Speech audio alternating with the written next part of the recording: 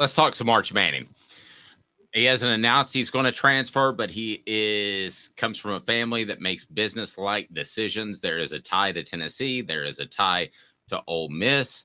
Obviously, your thoughts on Arch Manning, and I want to get into the conversation. Should Tennessee even reach out for him?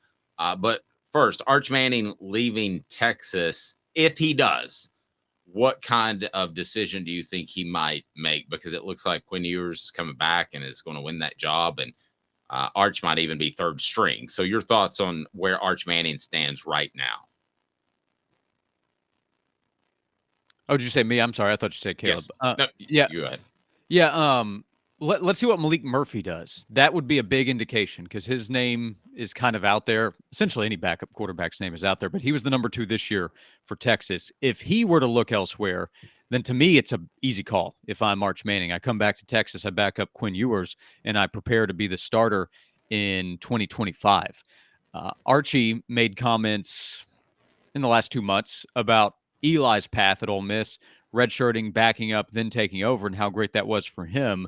And for Arch, I think that could be just fine as well. If he's planning to be an NFL quarterback, well, being a backup for 2 years in college doesn't hurt anything, especially if you're a backup in a winning program behind a potential first-round pick at quarterback. So I would not be looking to move elsewhere, especially if I get a chance to be the number 2. If he can't beat out Murphy next year, that might be a sign of concerning progress for Arch, which then makes me wonder, okay, well, can he go to any other big-time program and start and play well right away?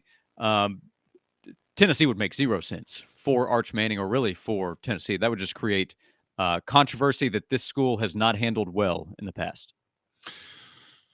I'm going to play devil's advocate because I somewhat believe it. I mean, if things don't work out for Nico, I think he still has the option to transfer. I don't think that's the way this thing's going to go. But now that you have the flexibility of players, I think you also have the flexibility of sitting down with a prospect who may be your future, like a Nico, and saying, hey, we are going to bring other guys in. Sorry if you don't like it, but you can transfer. I wouldn't let Nico's presence, Josh, let me start with you, and I want to get Caleb's thoughts. I wouldn't let Nico's presence affect who I'm recruiting. I mean, they went out and got the Merklinger kid, who's highly regarded, but a year behind.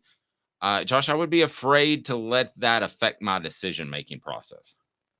I think Tennessee needs to go get another quarterback, but like Arch Manning's not a possibility.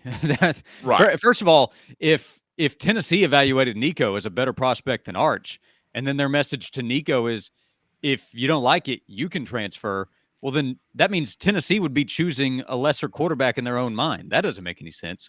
And for Arch at Texas to be looking for maybe a better chance to play right away, if he knows Tennessee values Nico, well, then that makes it harder to play than where he is at Texas, because he knows Quinn Ewers gone after a year and Nico has 2 more years in college. I do think Tennessee needs another quarterback, though, but I would be looking more in the market of a veteran quarterback who understands he's going to come in and be a backup, but he can be a part of an offense that has had a lot of success, a coaching staff that's well-respected with Josh Heupel with what he's done.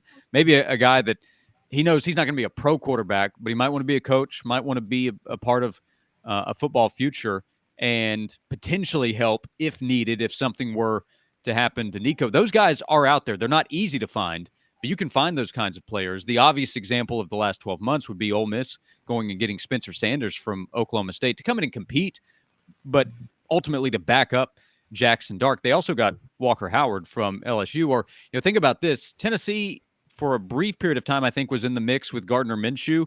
He was almost going to go to Alabama to be a backup, and then Washington State offered him a starting spot, and he went out there instead. But Gardner Minshew, who is starting right now in the NFL, was a guy that he was a veteran quarterback at a lesser school that almost went to be a backup just because it was a good spot at Alabama. I think Tennessee needs to look for that kind of player. Arch Manning's not a possibility.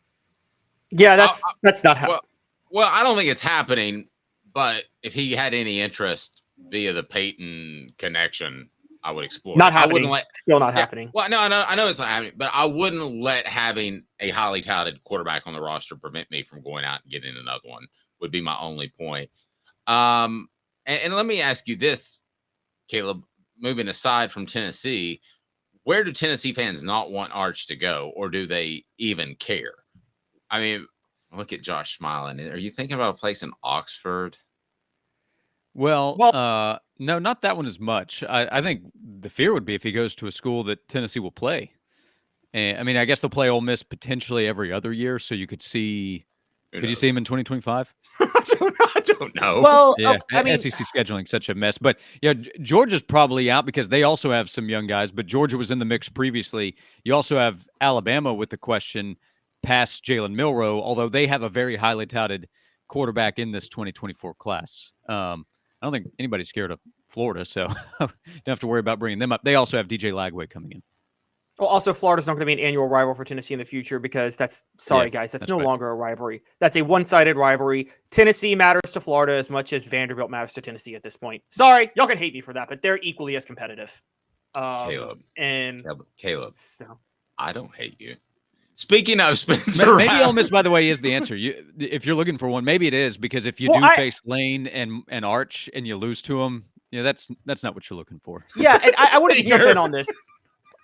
What I was trying to jump in on with this was that Arch Manning, I think that, Josh, you're right. You're not going to if you go for a high-profile quarterback like Arch Manning, Nico's gone. And you don't sit there and go for a high-profile quarterback and risk losing Nico over that. Just the fact of trying to recruit one could cause you to lose Nico. And if you went for Nico specifically over Arch, what kind of signal is that going to send, particularly this day and age where you can't have more than 2 elite quarterbacks on the roster? I mean, unless you lie to a veteran. I mean, we all remember Jeremy Pruitt flat out lied to Keller Christ. Basically told him he would have a – Josh, you probably know more of that than I do, right? Didn't he basically tell him he'd have a fair chance to start, and he was better than Jared Garantano, but he still started Garantano? Yeah, well, I do think Christ was pitched on the chance to start. I don't necessarily agree that Christ was a better option, but during those summer workouts, there was no question. I remember some offshore accounts. This is legal sports betting in the U.S., but there were offshore accounts that had odds. You could bet on quarterback races in college, and it had Keller Christ as the favorite. With us knowing in Knoxville, no, Jarrett is the guy. He is the guy. And I told some buddies, you should put something on that because can you short sell it? Just like borrowing stock and then you sell it and you give it back to the stock. It's a way of betting it for it to go down. Listen, I don't care do that with elections.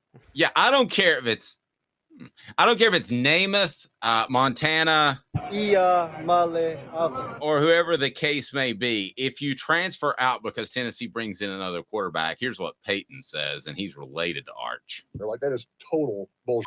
I just can't play that enough. I mean, he wouldn't bolt, would he, Josh? You brought in another quarterback? Like if Arch came here? Okay. Let's what are we go. talking about? Are you just talking about a quarterback? Both, because I'm excited about both. Now, Arch isn't happening. Like that's a less than 0.1% chance. It's not on the table. I understand. But a quarterback, no, he wouldn't leave if they just bring in a quarterback. No, because he's going to go into the spring as the guy's QB1. Everybody knows that. They've talked about it at press conferences about him getting a chance to take over as the guy next year. Well, it'd be fun, though, if it was Nico and Arch in the same but roster. The scholarship situation next year is this: Nico and Merklinger. That's it. So they should put feelers out. They should look for quarterback options. It's not going to be a young, super highly touted quarterback that has a ton of options. Like Howard from Kansas State. He's not coming to Tennessee. Tennessee's not going to be on his radar. That level QB. Leonard from Duke. He's not going to look at Tennessee. You're not going to get that kind of guy that can go start at any of the other schools, no question, that offer him a deal. Plus, it costs too much. Like Matt Rule told us, you want to go get a good, proven quarterback, $1 to $2 million. I think they already have some funds allocated. And yeah, they need to spend that money on other players, not quarterbacks. Yeah. I'm Arch Nico. I've already got the shirt design printed up. 2024. Arch Run the Nico. single wing, have them both out at quarterback at the same time, and you don't know who's going to snap the ball. All right, I know you got to go, Team Josh. Cross and Team Ainge. How did that go in 05? We did have shirts printed up, Josh. Do you remember that? I do recall.